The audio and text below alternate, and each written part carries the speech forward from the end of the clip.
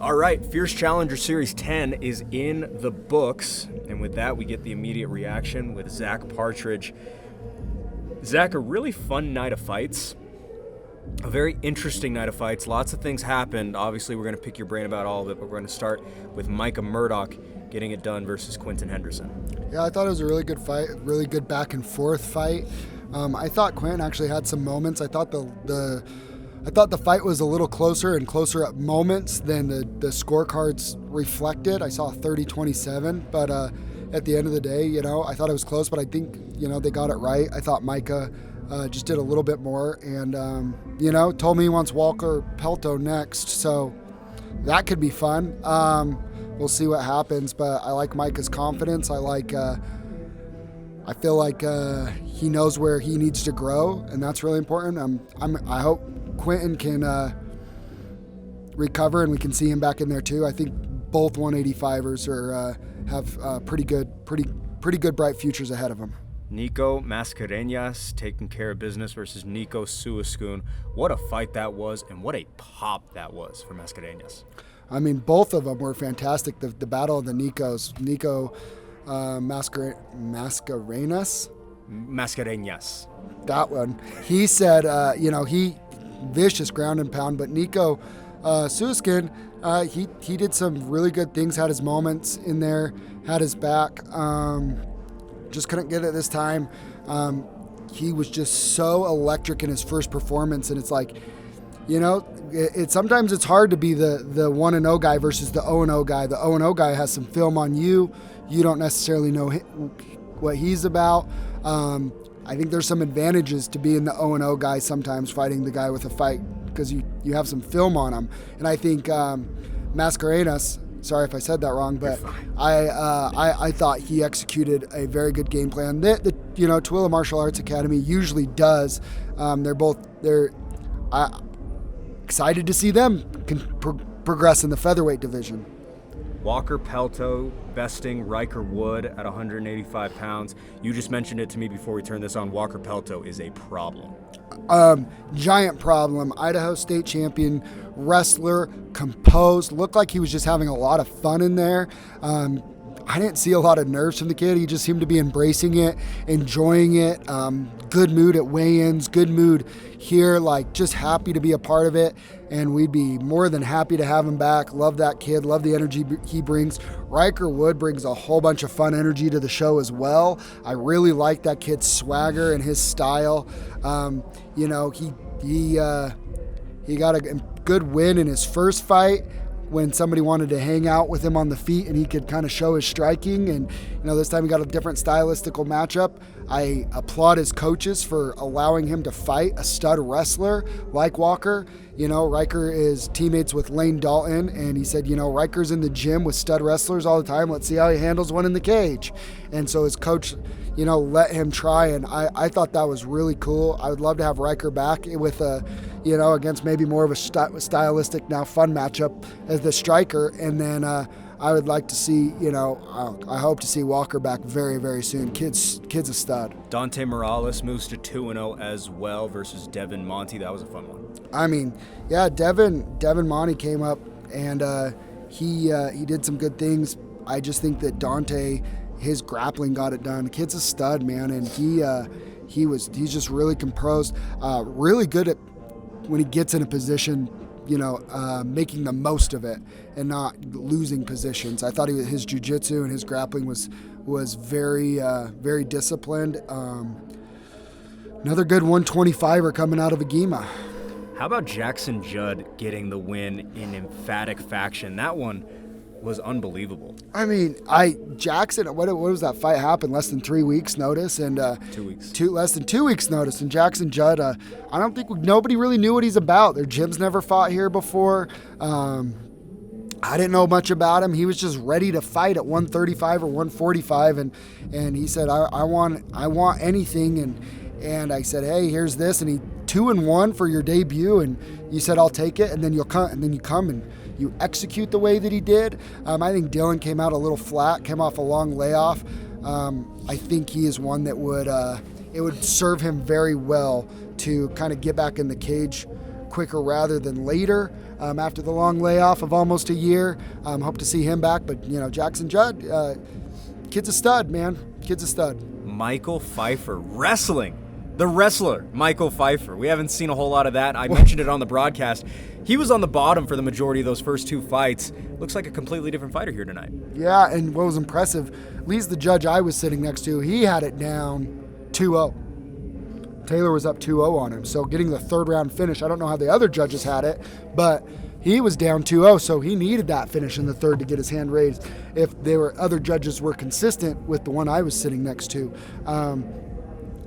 That was one where I feel for Taylor a little bit. His, very similar to me, came off a long layoff, and then his fight back was so quick, it really wasn't enough to knock off the ring rust, if you will, and then goes into a long fight.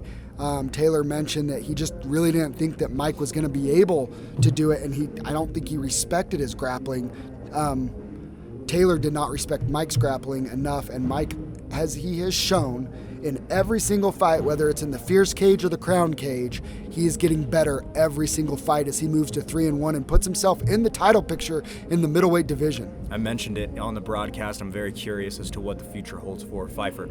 Derek Jorgensen squeezing out a decision win over Tate Martin. That one was really fun, and that second round was quite controversial, I think, to many. I'll give some insight on that. It was a clear 10-8 round.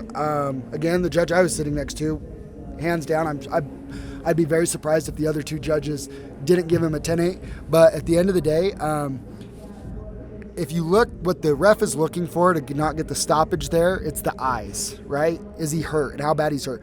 Tate was pretty with it. He was blocking a lot of those punches. A lot of those punches weren't getting through. Is the word I got from the commission of why it wasn't ever actually stopped. It's a judgment call. I don't envy those refs' jobs, but at the same time, I thought, good on Derek for keeping his focus through the third round, going out, making sure you win the third round and get your hand raised 29-27 on all 3 judges' scorecards, turn the tide after Tate won the first round. Derek did some really good things, obviously, in the second round, and then was just edged it out a little bit in the third to get his hand raised. Kamuela Mamone and Lane Dalton. That one started with a flurry of fists, but finished off a way that I don't think anyone was expecting in any way. And Zach, I just kind of want to give you the floor to kind of break down what happened and the commission side of the story, the show side of the story, because I know that there's a lot that kind of went into that. What a nightmare of a situation. Just thank goodness that they were okay. For people that missed it, super unfortunate. Those 2 bulls ran into our cage door so hard that the pin was in it. They actually bent the metal on the cage and they fell out the door. Got ruled a no contest after that, which I think was 100% the correct decision. Support the decision in that. Make sure they're both okay and healthy. While it lasted, it was really fun, but they're so aggressive. We quick fix the cage, but I just want to make it clear, there wasn't really anything full on faulty with the cage. They just hit it so hard and so perfect. Thomas Hughes, who's a pro fighter from Utah, now coach at the dojo, he said, man, I've seen heavyweights hit the door like that and them not go through. We've seen Zeke Latu do the exact same thing and it not break. Yeah, different cage, right? That's this is a true. small That is cage. true. But so 1, we reinforced the cage, which was good, so we could continue with the night. 2, most importantly, Kamuela said he's fine. Lane Dalton said he's fine. No real injuries. Nobody hit their head on the ground or anything like that. Thank goodness. Everybody was relatively healthy. Kamuela is still full on planning on boxing next weekend because he's a stud like that. Lane Dalton wants to, depending on the hunt season, get back in there, and he wants to fight for a belt soon. We have a vacant 170 title, 2 studs. Run it back? Maybe run it back. Here's the really thing that's interesting. Kamuela missed weight at 155 3 times. He was walking around 180 then. Now he's walking under 165. He weighed in at 164.5 and was trying to gain weight to get up to 170. Lane Dalton had a really hard time making 170. While they're both down to run it back, I think it would make a lot more sense to Camuela to go back down to 155 now that he's walking lighter. I think he is a lightweight, and Lane Dalton to face a new opponent for a title at 170. Camuela, I think, instantly, though, enters himself into the conversation of a lightweight title picture that the next fight is going to talk about. But, we also have Talon Carvalho who's sitting right there as well. So a lot of things to be discussed and worked out in the lightweight division as well as the welterweight division. Again, we do everything we can, and it's most important that the fighters' safety is put first. I mean, we try and we put more into our doctors, our medical staff. The commission checks the cage. The commission checked the cage before the fight, didn't find anything faulty with it. I saw slow-mo, the pin was in, like 100%. Everything was the way it was supposed to happen. It just was super unfortunate that it happened that way. And then we're obviously going to get some things done to the cage too to, extra reinforce the door. So super unfortunate, super grateful they're healthy. They're in good spirits after. Appreciated the sportsmanship and respectfulness after. Grateful for the Mamones, Lane Dalton's camp. And the funniest part was Camuela's dad, Serge, goes, "Man, I don't know why everybody think this is a big deal. Back in Hawaii, this stuff used to happen all the time." He's like, before we could get cages back there, we had to make our own cages, and people fell through the doors all the time there. What's a big deal? He's like, it just happens. I'm like, they're the coolest. I love the Mamones. Super grateful for Lane Dalton and his coach Levi Skidmore. They're studs. So it's cool. All good. Camuela came over to the broadcast booth as soon as we closed the show, and he told me that he was in great spirits. He was all smiles, said, "Hey, I'm boxing next week. I can't wait for it." In completely great spirits. As for Lane Dalton, it was a pleasure to hang out with him this weekend. Logan Taylor, Austin Munoz. Zach, we always talk about this at the end of every show.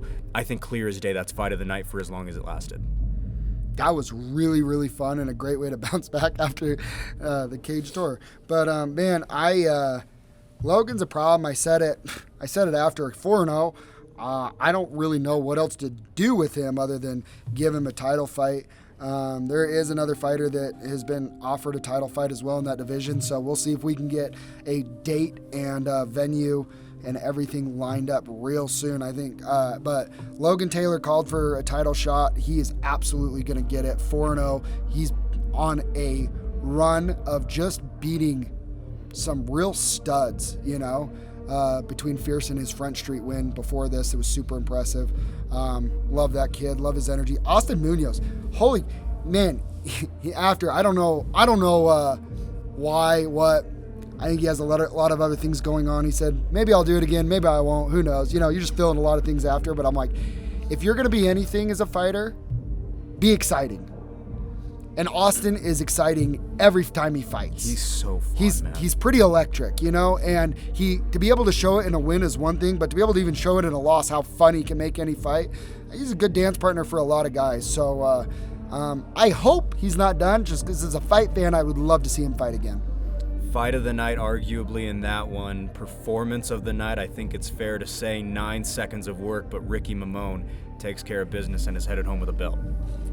To be totally honest, again, I'll say it. I'm glad I'm not a ref. I don't want to do the judgment. I would like it a little bit more definitive, to be honest. Ricky absolutely dropped Tyler Harden. But the way Tyler recovered, and it's hard to make that call in that moment, but he was pretty stable on his feet right after, but he did definitely go down hard. And the way his leg bent back, I think that was the body language that Dave Sellius had saw. But it's just, man, it was right there. One more punch could have, caused a lot of damage to Tyler. I don't know, man. Watch it back, whatever. I think Tyler Harden's a stud. I want to tip my hat to him because I want to make it very clear, nobody would fight Ricky. Nobody. When Cade Cox pulled out, the stud from Fight Ready in Arizona, pulled out, and I'm offering it to every 145er in the West, nobody wanted to fight Ricky Mamone. and Tyler Harden stepped up. A dog like that and a champion at another show, I would like it to be a 100% definitive thing. They are amateurs. Tyler lived to fight another day. I think if he goes up to 155 like he was planning, he's right there in the title picture at 155 as well. So, hats off to Tyler. Appreciate him and their team so much. Ricky, new featherweight champ. Hey, I just said it. Nobody wants to fight him. If you're a featherweight, amateur featherweight 145, slide into my DMs and let me know if you want to fight Ricky Mamone anytime soon. I'm waiting for your call. Speaking of looking for people to fight others, Melody Schrock gets it done. First round, armbar, once again. Shocker. 4-0. Melody Schrock retains her belt. I mean, she's good, man. I mean, it's one thing when it is one thing when you know what somebody's gonna do and they're still gonna do it, and she still did it. Hats off to her. Hats off to Asia, though. I mean, again, she was another one. Ever since Ariel France had that unfortunate injury that she had to pull out of the fight, we've been looking to put Melody on every single card since January, and nobody would fight her until Asia stepped up. Nobody. So Melody is just another one where it's like, hey, if you're a female or 145 or 135 that wants to come up to 145 and try your luck against Melody, like, protect your arms. Good luck. Slide into my DMs too. Love any coaches or managers. You got any girls that wants to come fight Melody Schrock? I would love to see it. I'm here for it. I'm interested to see what's next for her. And obviously, I'd love to give Asia a fight at 135, probably her more natural weight class. She cut almost no weight to make 145. So, yeah, and I think that did make a little bit of a difference, the size advantage. But good for Melody, good for Asia, great title fights, super exciting. Raymond Lawley gets his hand raised for the first time as a professional, snaps a 2-fight losing streak in the main event. Yeah, I mean, Raymond looked good. Hector, coming off the long layoff from the suspension, Hector, I love that Hector, his answer was, give me a couple weeks, and then I'm going to get right back into the gym, and I'd like to get in camp again. And I love that about Hector. And he was another one. He kind of tough to find matchups for. He looked so good at the end of his amateur career. He was kind of on a tear. I think he just lost a little momentum with that suspension. But I love the mindset, and I think Hector Lopez is going to be just fine. Really happy for Raymond. I don't know how he's feeling necessarily. When I missed weight, inexcusably, the one time, it felt like it took a little bit away from my win. I don't know how Raymond feels, but that's 3 weight misses in a row at Fierce Fighting Championship. He's not going to get offered a 145 pro fight from me again. Maybe at 155, maybe he wants to come down and fight. There could be some fun matchups for him too. We got a couple 155 pros around that could be a lot of fun for him. So, let's see. Let's see what Raymond wants to do. But, good for him for getting his hand raised, got the job done. At the end of the day, Hector took the fight even with the weight miss, and Raymond got the job done. So, fight still got to happen. He did his job, and I'm excited. I think Hector's going to be just fine. An unforgettable night here in Syracuse, Utah. First time at Warehouse 22. We will see what the future holds for us here and for Fierce Fighting Championship at large. Zach, cannot wait for July 13th, Fierce Challenger Series 11, but for now, we will say goodnight. Thank you so much for the time, man. I appreciate it. Thank you. July 13th is going to be awesome. Tickets go on sale Monday. Come down to Price, have a good show. It's going to be a lot of fun, and then the main event, along with a lot of other fights, are going to be starting to drop for August 3rd at the Maverick Center. Tickets go on sale for that July 1st. Go follow us at Fierce Fighting Championship on Instagram and look at our schedule. We have a lot of fun stuff coming up.